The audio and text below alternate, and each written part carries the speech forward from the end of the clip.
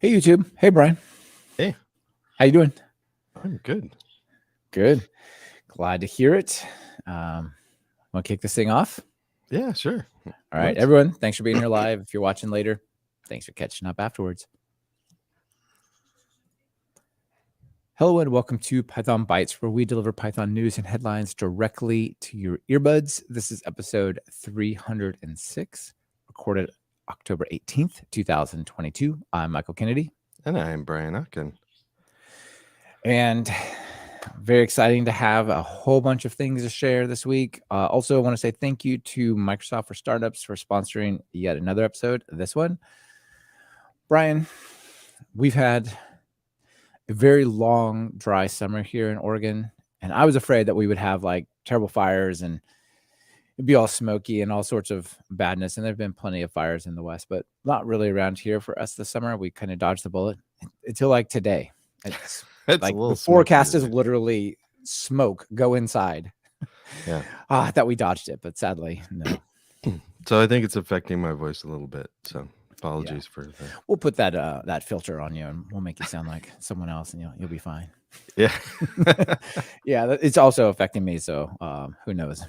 But anyway, we'll make our way through. We will fight through the fire to bring you the Python news. Hopefully they get that actually put out soon. Like the post office. Yeah, let's kick it off. What's your first thing? So I've got let's put it up. So I've got add to stream. I've got awesome pytest speed up. So this is awesome. Yeah. So actually some people may have noticed the test and code is not really going on lately. And so one of the things that makes it easier for me is when I see cool testing related articles, I don't have a decision anymore. I can just say, hey, it's going to go here. Now, testing code will eventually pick up something again, but I'm not sure when. So for now, if I find something cool like this article, I'll bring it up here. So this is good thing I make you show up every week to talk about fun stuff anyway. So this is a GitHub repo. And we're seeing more of this of people writing instead of blogging. They just write a README as a repo. I know this is such a weird trend. I totally get it, and it's good, but it's also weird. But it's kind of neat that people can update it. So if they can just keep it up, and you can see people. That's right. You get a PR to your blog post. That's not normally how it goes. Yeah. So I'm not sure. But it's probably harder to throw Google Analytics at it, right? Yeah, we'll see like whether you should do that or not. So anyway, so this comes to us from Nate Zupan. Cool name, by the way. And he also has we'll include a link in the show notes to a talk he gave at a Plone in Namar 2022. So just recently. Anyway, so he goes through best practices to speed up your PyTest suite. And he's just kind of lists them all at the top here, which is nice. Hardware first. Well, first of all, when he goes into the discussion, he talks about measuring first. So before you start speeding anything up, you should measure because you want to know if your changes had any effect. And if it's making support a little bit weirder, then you don't want to make the change if it's only marginal. So I like that he's talking about that of like each step of the way here, measure to make sure it makes a difference. Right. So first off, and I'm glad he brought this up, is check your hardware. Make sure you've got the fast hardware if you have it. So and I've noticed this before as well, is so here we go, measure first. But some CI systems allow you to have self-hosted runners, and it's something to consider.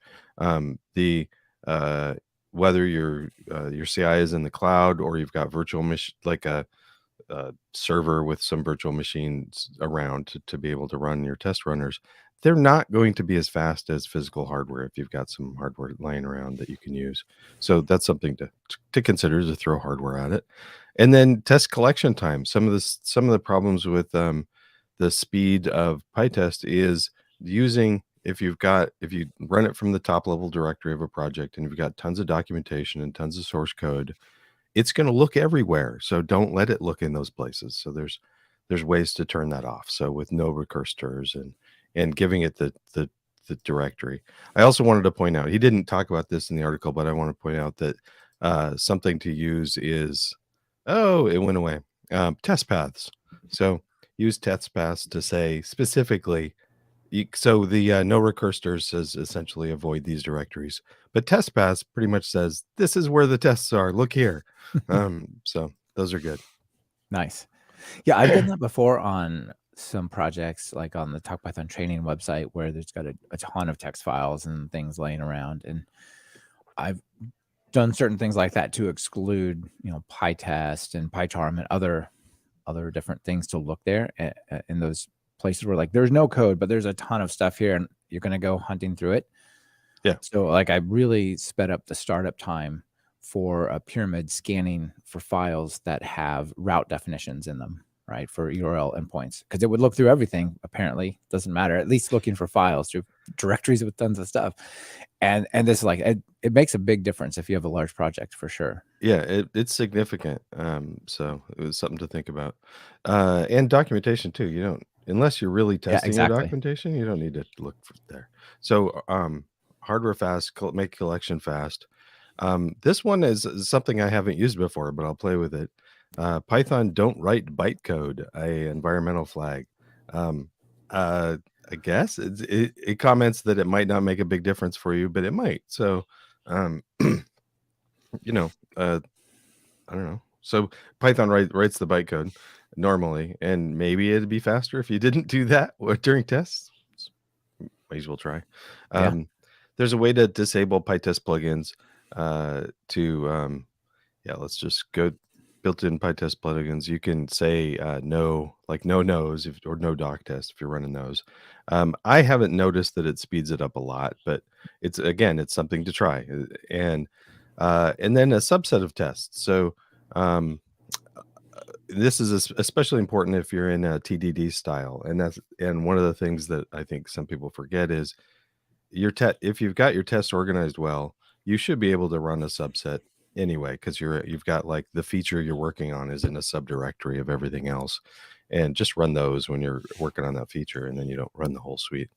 There's a discussion, and this goes along with the unit tests mostly, but disable networking unless you're intending to have your code using network connections.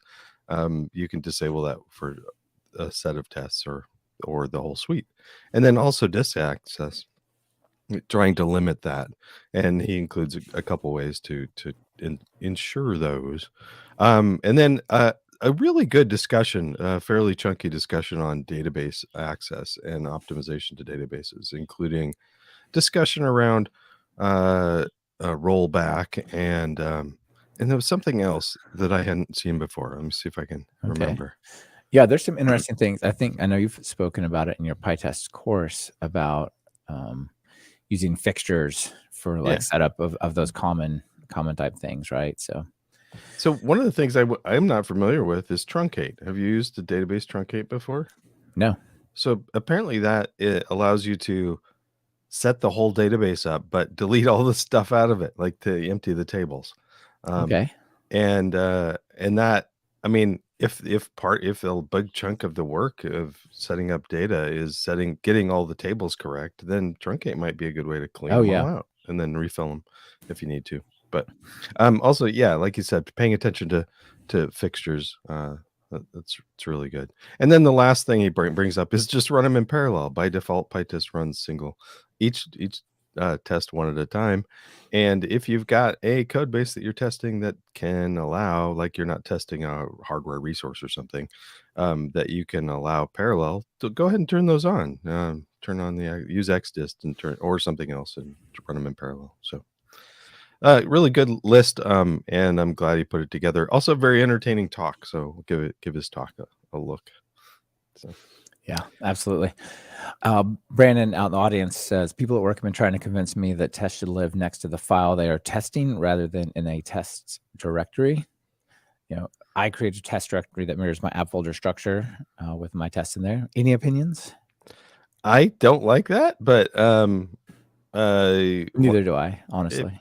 If you like it, I guess okay. I've heard of that before, but I haven't heard people in Python recommending that very often. So Yeah, for me, I understand why. Like, okay, here's the code, here's the test. Maybe the test can be exactly isolated to what is only in that file, but sometime, like as soon as you start to blend together, like, okay, well, this thing, it works with that class to achieve its job, but it kind of starts to blur together, and like, well, what if those are in the wrong places? Well, now it's like half here, and I don't know, it leads to like lots of I don't know. It's like trying to go to your IDE and say, I have these 7 methods. Please write the test for it. And it says test function 1, test function 2, test function 3. You're like, no, that is not really what you're after. But I feel it kind of leads towards that. Like, well, here's the file. Let's test all the things in this file. Which is not necessarily the way I would think about testing all my scenarios. Also, are you really testing? I mean, it kind of lends itself to starting to test the implementation instead of testing the behavior. Yes, exactly. Because you might have, if you've got a file that has no test associated with it, somebody might say, well, where's the test for that? And you're like, well, that file is just an implementation detail. It's not something we need to test because you can't access it directly from the API. So right, it's completely covered by these 2 other tests. And well, by the way, they're in other folders. Go find them. Yeah.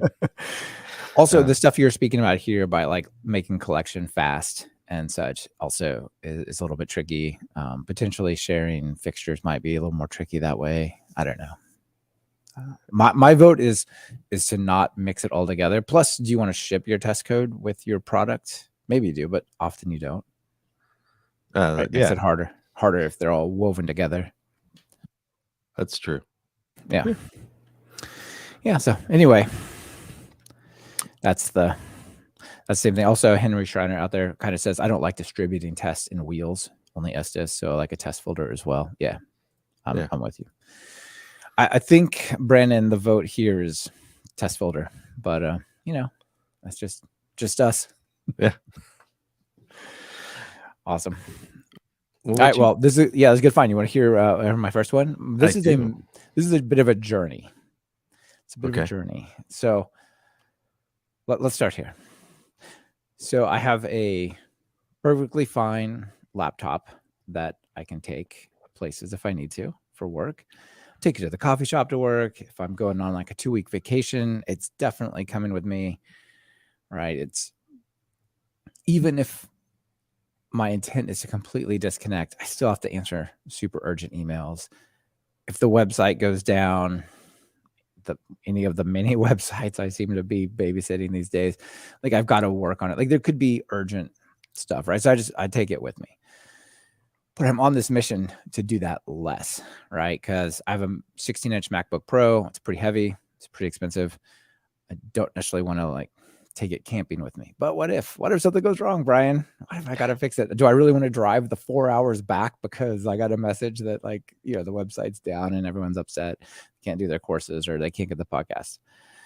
No, I don't want that. So I would probably take the stupid thing and try to not get it wet. So I'm on this mission to not do that. So I just wanted to share a couple of tools and, people, if they've got thoughts, I guess probably the YouTube stream chat for this would be the best, or on Twitter, they could let me know. But I think I found like the right combination of tools that will let me just take my iPad and still do all the DevOpsy life that I got to lead. Okay. So that it's not good for answering emails. I have like minor RSI issues and I can't type on an iPad, not even on the little like keyboard that comes with it. Like I've got my proper Microsoft ergonomic Sculpt, and you can plug that into an iPad. But once you start taking that, like, well, you might as well just take the computer. So, 2 tools I want to give a shout out to. Prompt by Panic. Panic is a Portland company, so shout out to the local team. Is it at the disco or no? Exactly. They don't really freak out that much at the disco. Okay. I don't even panic there. But Prompt is an SSH client for iOS, in particular for iPad. But you could, if you wanted to go extreme, you could do this on your phone. How far are you going camping, right? Or where are you going? And so this lets you basically import your SSH keys and do full on SSH like you would in your iTerm 2 or terminal. Or turns whatever, your iPad right? into a dump terminal. Yeah, and it does. So like you can easily log into the Python Bytes server and over SSH, do all the things that you need to do. So, you've got to get into the server and you got to like, okay, well, I really have to just go restart the stupid thing or change a connection string because who knows what, right? You could do it. It seems to work pretty well. The only complaint that I have for it is it doesn't have nerd fonts. So my posh dude, this is serious business. Don't laugh. My nerd fonts, I can't do PLS. I can't do my posh and get like the cool like shell prompt with all the information. No, it's all just boxes. It's rough. No, it's fine. It would be nice, but it does have cool things like if you need to press Control Shift that, or it has like a special way to pull up the all those kinds of keys. So you press Control and then some other type of thing, or it has up arrow, down arrow. It has like if you want to cycle through your history, it's got a lot of cool features like that where you can kind of integrate that. So it works. I think it's going to work. I think this is the one half of the DevOps story. Okay. The other part is, oh my goodness, what if it's a code problem? Do I really want to try to edit code over this prompt thing through the iPad on, in like Emacs or what am I? No, I don't want to do that.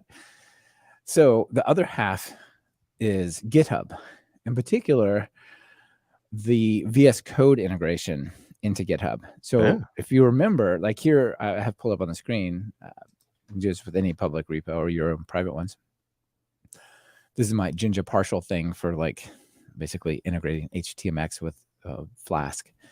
But you can press the dot. And if you press dot, it turns that whole thing into a cloud-hosted VS Code session. That's awesome, right? Even has autocomplete. So if I hit like dot there, you can see there's on my autocomplete. That's pretty cool. That's pretty cool. But how do you press dot when you're on a web page in an iPad? There's no dot because you can't pull up the keyboard. The only thing you can do to pull up the keyboard is go to an input section. And once you're in an input, well, that just types dot. It doesn't do that. You're like, why? So here's the other piece. All right, here's the other piece. So you go over here and you change github.com/MikeCKennedy/JinjaPartials to github.com/dev/whatever. Boom, done. So if you got to edit your code, you just go change the .com to .dev. And you have an editor, you can check it back in. Like in my setup, if I commit to the production branch, it kicks off a continuous deployment, which will like automatically restart the server and reinstall like the things it might need, like if it has a new dependency or something. So I could literally just come over here, make some changes, do a PR over to the production branch or push some Helmer over to the production branch, and it's done. It's good to go. Isn't that awesome? Just edit live. Just, edit your server live. No. Yeah, I saw somewhere somebody was complaining about the prompt saying it's really hard for me to edit my code on the server. I'm like, why would you? No, it should be hard. You don't do that. Don't do that. Yeah. So I went to try this, but I have to do the 2-factor authentication to get into my account. So yeah, you got to do that. Brandon also says, hey, I'll buy you a keyboard case. I absolutely hear you, and I would love, you have no idea how jealous I am of people that can go and type on their laptops and type on these small things like RSI. I would be destroyed in like an hour or two if I did it. It's like, it's not a matter of do I want to get the keyboard or not. Like I just can't. So anyway, it's not that bad to be me, but I'm not typing on like small square keyboards. It just doesn't work. It's just something I can't do. Okay. So all right. Just thank you, Brian. Exactly. No, I like, because when I was 30, my hands got messed up and they almost recovered, but not 100%. Right. So I know you got more going on than I do though. So I just got back from 4 days off and I took the iPad. And I had to answer a few emails, but for me, these just short emails, the little keypad, the typing is fine, cover thing, and works fine. Even though those are expensive. When you add, I want an iPad, but I also want the keyboard thing, and I want the pencil. Suddenly, it's like almost twice as much. It is absolutely. And just people who've been paying attention for the last 2 hours, Apple just released new iPads with M2s, so people can go check that out if they want to spend money. I'm happy with mine. I'm going to keep it. All right. Before we move on to the next thing, Brian. Okay. Let me tell you about our sponsor this week. So, as has been the case as usual, thank you so much. Microsoft for Startups Founders Hub is sponsoring this episode. We all know that starting a business is hard. By a lot of estimates, over 90% of startups go out of business in just the first year. And there's a lot of reasons for that. Is it that you don't have the money to buy the resources? Can you not scale fast enough? Often it's like, do you have the wrong strategy, or do you not have the right connections to get the right publicity, or you have no experience in marketing? Lots of problems, lots of challenges. And as software developers, we're often not trained in those necessary areas, like marketing, for example. But even if you know that, like, there's others, right? So having access to a network of founders like you get in a lot of accelerators like Y Combinator would be awesome. So that's what Microsoft created with their Founders Hub. So they give you free resources to a whole bunch of cloud things, Azure, GitHub, others, as well as, very importantly, access to a mentor network where you can book one-on-one calls with people who have experience in these particular areas. Often, many of them are founders themselves, and they've created startups and sold them, and they're in this mentorship network. So if you want to talk to somebody about idea validation, fundraising, management and coaching, sales and marketing, all those things, you can book one-on-one meetings with these people to help get you going and make connections. So if you need some free GitHub and Microsoft Cloud resources, if you need access to mentors and you want to get your startup going, make your idea a reality today with the support from Microsoft for Startups Founders Hub. It's free to join. It doesn't have to be venture backed. It doesn't have to be third party validated. You just apply for free at pythonbytes.fm/foundershub2022. The link is in your show notes. Thanks a bunch to Microsoft for sponsoring our show. What's next, Brian? Well, that article that I already read about the speeding up PyTest, it had a whole bunch of cool tools in it. So I wanted to go through some of the tools that were in the article that I thought were neat.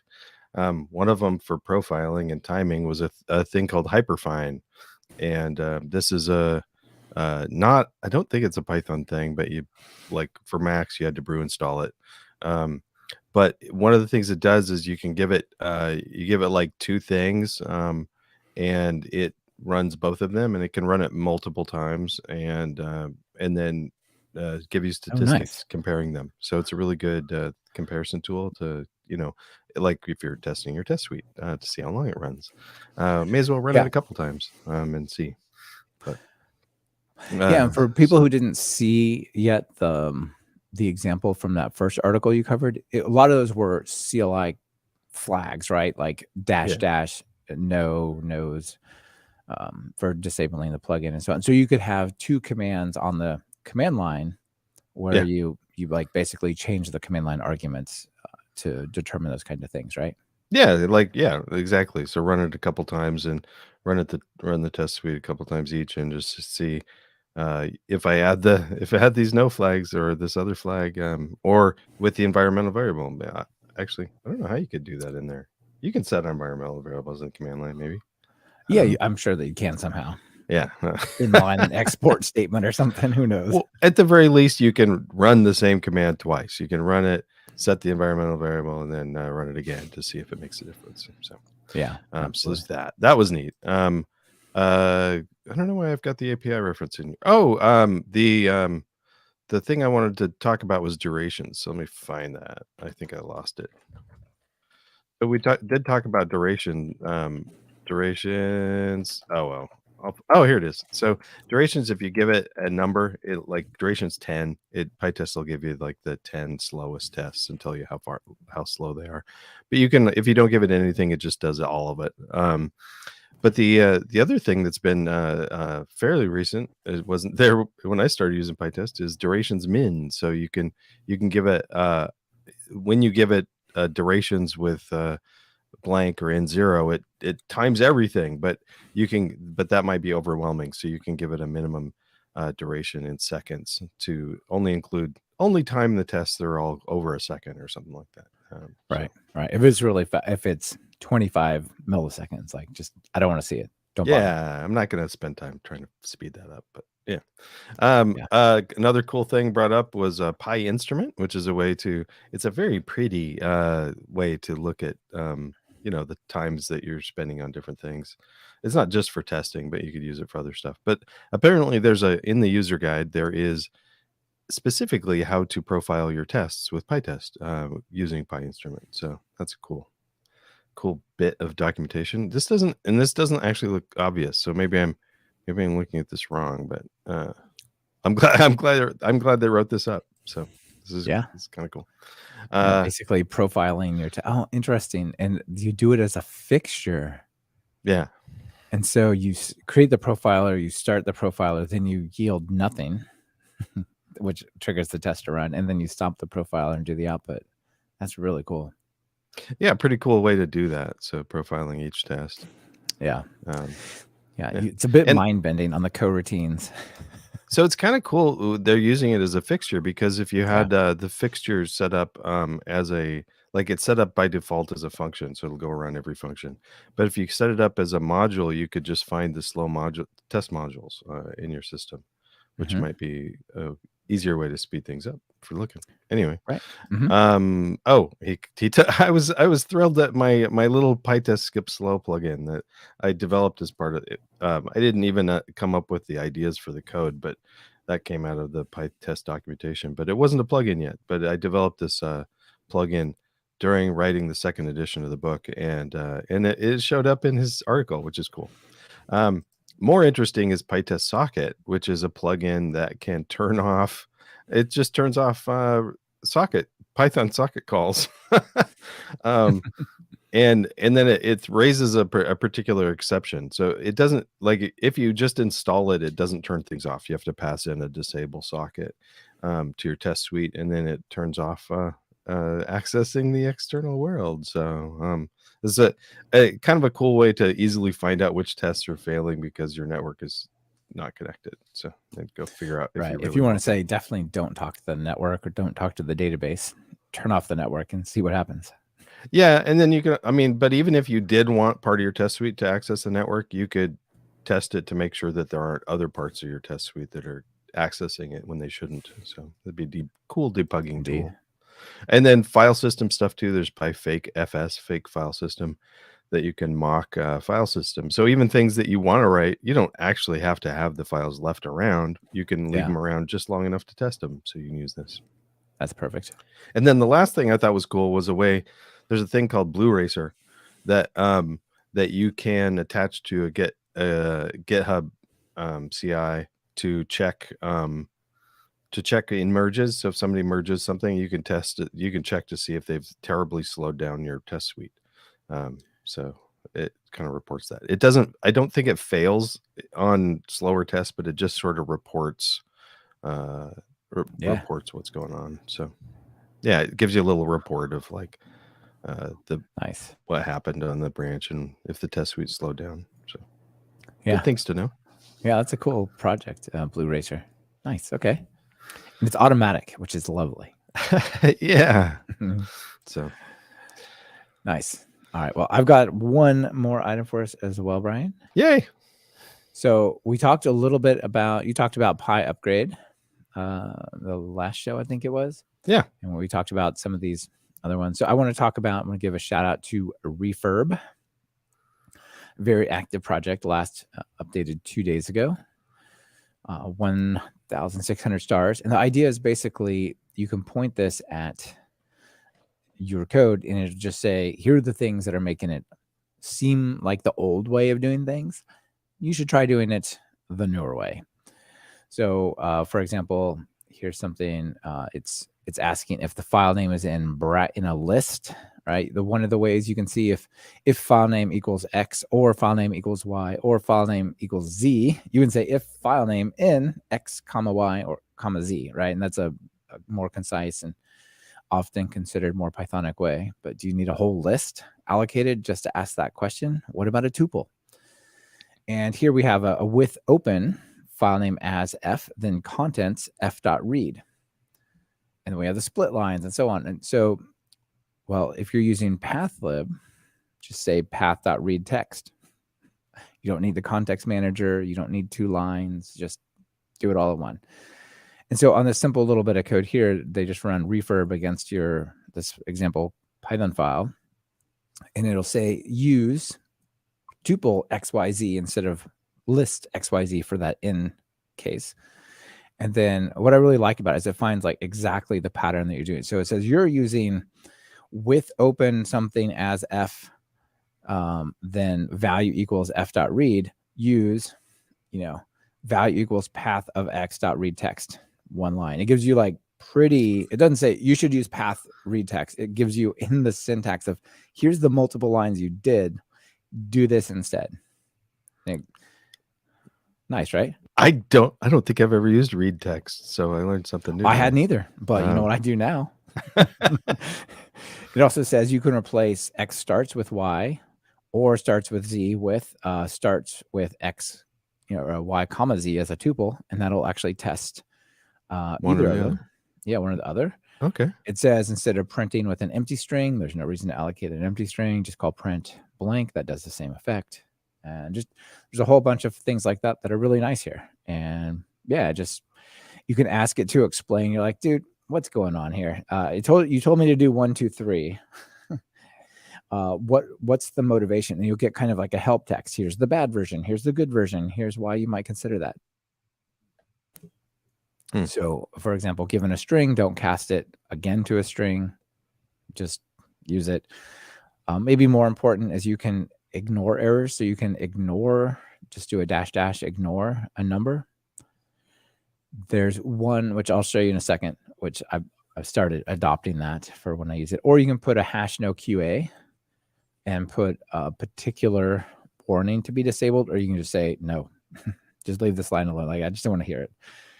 Don't tell me. So you can say # no QA, and then it'll catch like all of them. Okay. So I ran this on the Python Bytes website, and we got this. It says there's a part where it like builds up a list and then takes some things out, trying to create a unique list. I think this might be for like showing some of the testimonials. It says, give me a list of a bunch of testimonials, and then randomly picks them out of it, and then it'll delete the one it randomly picked and then pick another so it doesn't get duplication. There's other things like that as well, also in the search. And so I write del x bracket y to get rid of the element or whatever it's called, item. And they say, you know what, on a dictionary, you should just use x.pop of y. I think the del is kind of not obvious entirely what's going on. Sometimes it means free memory. Sometimes it means take the thing out of the list, right? So they're like, okay, do this. And I got the square bracket in warning instead of the parenthesis, the tuple version. And then also I had a list, and I wanted to make a separate shallow copy of it. So I said list of that thing. And it said you can just do list.copy or thing.copy, and it'll create the same thing, but it's a little more discoverable what the intention is. Probably also more efficient. You can probably do it all at once instead of loop over it. Who knows? Anyway, this is what I got running against ours, stuff like this. And you know what? I fixed it all. Cool. Except there's this one part where it's got a whole bunch of different tests to transform a string. And it's like line after line of dot replace, dot replace, dot replace, dot replace, dot replace. One of those lines is to replace tabs with spaces. And then eventually it finds all the spaces, turns them into single dashes and condenses them and whatnot. And it says, oh, you should change x.replace \t, so tab, with a space, replace that with x.expand tabs 1. I'm like, no. Maybe if it was just a single line where the only call was to replace the tabs, but there's like 7 replaces and they all make sense. Replace tabs, replace lowercase with that, like all these other things. And if you just turn one of them into expand tabs, like where did this come like into the sequence of replacements? Like, why would you do this one thing? Yeah. And so I just put a no QA on that one and fixed it up. But anyway, I found it to be pretty helpful and offering some nice recommendations. People can check it out. You can just run an entire directory. You don't have to run it on one file. Just say, refurb./go. Cool. Yeah. We should run like several of these and then just do them in a loop and see if it ever settles down or if they Exactly. change If you each just other. keep taking its advice, does it upset the other one? Yeah, like if you pie upgrade and then refurb and then black and some others and Yeah. auto pepe it.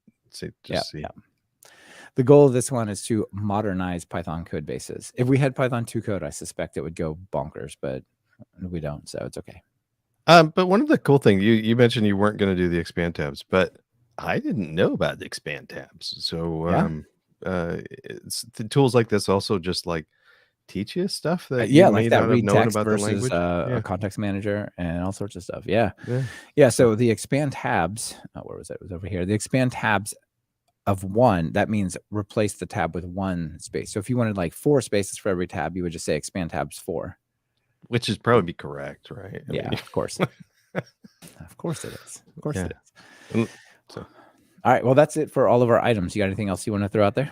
I don't. How about you? I do actually. All right. So let's see. I got a few things. I'll go through them quick. So another sequence of things that I think's pretty interesting. This is not really the main thing, but it's kind of starting the motivation. So we have over on all of our sites on Python Bytes, on Talk Python and Talk Python Training, we have the ability to do search. So for example, over on Talk Python Training, I could say ngrok API Postman. And the results you got were just like previously were like this ugly list that you'd have to kind of make sense of. It was really not something I was too proud of. But I'm like, I'm not inspired to figure out a different UI. But I got inspired last week and said, okay, I'm going to come up with this kind of like hierarchical view showing like, okay, if I search for, say, ngrok API Postman, I want to see all the stuff that matches that out of the 240 hours of spoken word, basically, right? On the site and all the descriptions and titles and so on. And so, like, for example, this Twilio course I talked about used all those things and actually has one lecture where exactly it talks about all 3 of those things. And then others where they're in there, but like one video talks about ngrok, then another one talks about an API or, it's not really focused, right? And here, just in this course, like it doesn't even exist in a single chapter, but across the 100 days of web in Python, like all those words are said. All right, so I came up with this search engine. And well, the search engine existed, but it wasn't running it wasn't basically hosted in a way that I was real happy with. So what I did is I took some of our advice from 2017. I said, you know what? I'm going to create a systemd service that just runs as part of Linux when I turn it on. That is going to do all the indexing and a lot of the pre-processing. So that page can be super fast. So for example, like the response time for this page is effectively instant. It's like 30, 40 milliseconds, right? Even though it's doing tons of searching.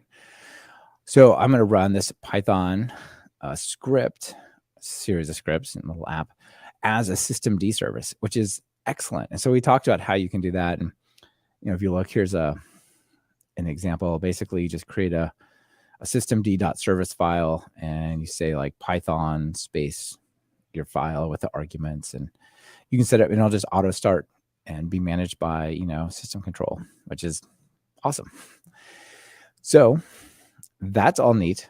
The other thing I want to give, this is the main thing I really want to give some advice about though, is these daemons, what they look like is while true, chill out for a while, do your thing, wait for an event, do your thing, look for a file, do your thing, then look for it for some more, right? You're just going over and over in this loop, like running, but often it's not busy, right? It's waiting for something. In the search thing, it's like waiting for an hour or something, then it'll rebuild the search. But it could just as well be waiting for a file to appear in some kind of upload folder and then like start processing that. I don't know. Right. So they almost always have this pattern of like while true, either wait for an event and then do it, or chill for a while and then do the thing. So my recommendation, my thought here is if you combine this with multiprocessing, you can often get much, much lower overhead on your server, right? So check this out. So here's an example of the search thing on TalkPython search out of glances. Notice it's using 78 megabytes of RAM. This is will be in your show notes, of course. This is it just running there in the background. Before I started using multiprocessing, it was using like 300 megs of RAM constantly on the server because it would wait for an hour and then it would load up the entire 240 hours of text and stuff and process it and do database calls and then generate like a search result, a search set of keyword maps, and then it would, would refresh those again. But normally it's just resting. It puts that stuff back in the database. But if you like let it actually do the work, it will basically not unload those modules and unload all that other stuff that happened in there. So if you take the function that says just do the one thing in the loop and you just call that with multiprocessing, it goes from 350 megs to 70 megs, no other work, because that little thing fires up, it does all the work, and then it shuts back down, and it doesn't get like all that extra stuff loaded into your process. Okay. A little cool, right? It is cool. You could, anyway. I mean, for special cases like ours, I mean, for yours, you could just kick it off yourself, right? Or have it be part of your published thing when you publish new show notes. But yeah, exactly. I mean, I could base it on some of that, like. Yeah, it could. It gets complicated because it's hard to tell when that happens. Yeah. Okay. There's like a bunch, as you can see, like in this example, there's like 8 worker processes. All right. So which one should be in charge of knowing that? I don't know. It's easy to just have that thing running and just like, the search will be up to date and it's going, but please don't overwhelm the server by loading the entire thing and hanging on to it forever. Right. Yeah, exactly. Yeah. So anyway, I thought that was a fun story to share. Let's do this one next. We talked about JetBrains Fleet. Think PyCharm's like little cousin that is very much like VS Code, I guess, but as like PyCharm heritage. So this thing is now out of private beta, is now into public beta. So it has like Google Docs type collaboration. It has like PyCharm source code, refactoring, and deep understanding that seems pretty excellent. So people can check that out. It looks pretty neat. I've done a little bit of playing with it, but not too much yet. But if you're a VS Code type of person, like this might speak to you more than PyCharm. So that's out. Speaking of PyCharm, I'm going to be on a webcast with Paul Everett on Thursday. We're talking about Django and PyCharm tips reloaded. So just kind of a bunch of cool things you can do if you're working in a Django project in PyCharm and you want to be awesome and quick and efficient. Okay, last one. How about this? And Mark, go ahead. This blows me away and it's interesting. So this is interesting. So we all have got to be familiar with the GDPR. I did weeks worth of work reworking the various websites to be officially compliant with GDPR. We weren't doing any creepy stuff to like, oh, now we got to stop our tracking or anything like that. But like, there's certain things about you need to record the opt-in explicitly and be able to associate a record, like that kind of stuff, right? Yeah. So some of us did a bunch of work to make our code GDPR compliant. Others, not so much. But the news here is that Denmark has ruled that Google Analytics is illegal. I mean, like, okay.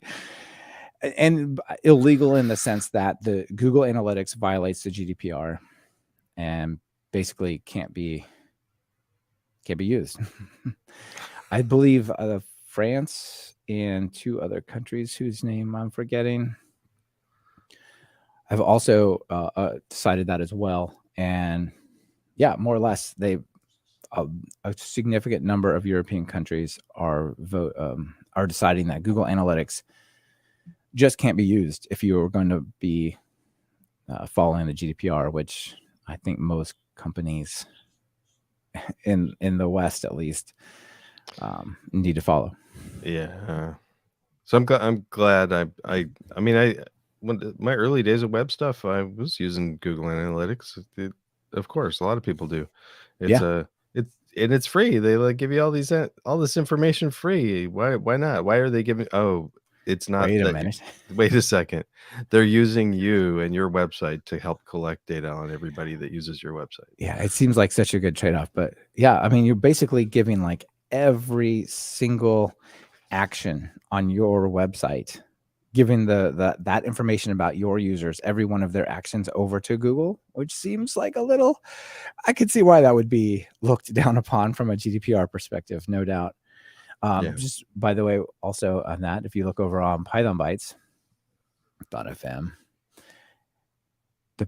let's see, does it say anything? How many blockers have we got, or how many creepy things do we have to worry about over here? 0. Like, we don't use Google Analytics. We don't use, that's just global stats.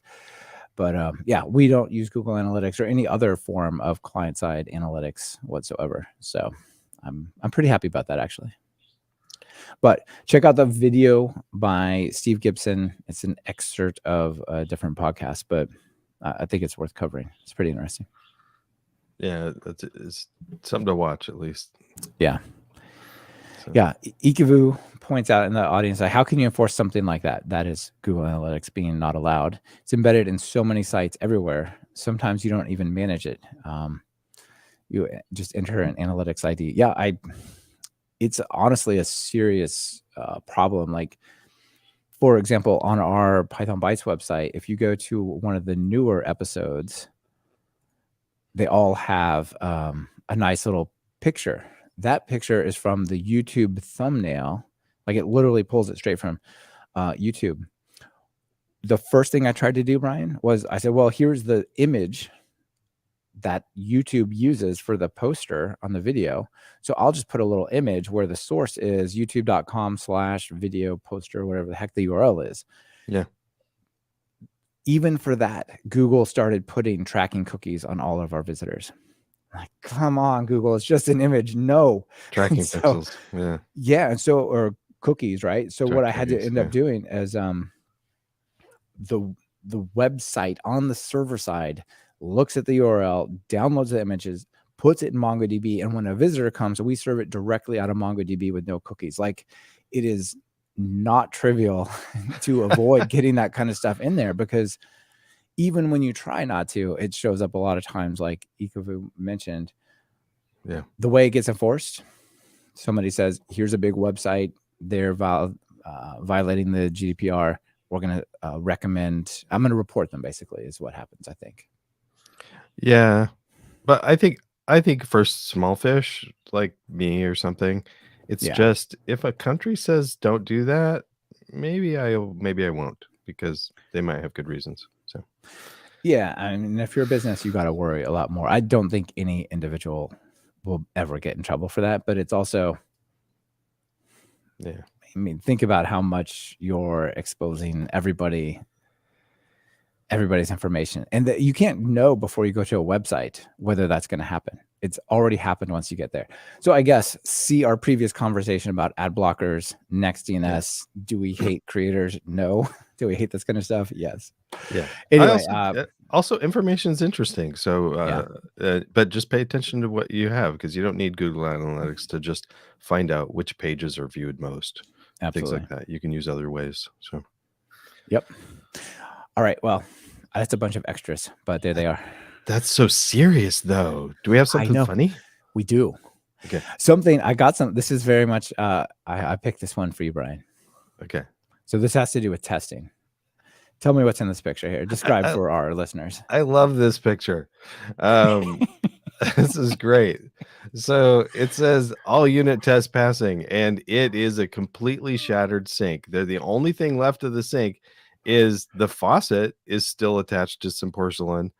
You can turn it on and it goes down the drain. Actually, so you've even got integration tests passing. Yeah, you do. This is pretty. Yeah, this is pretty. Not 100% coverage, but yeah, right. Not 100% coverage of the sink.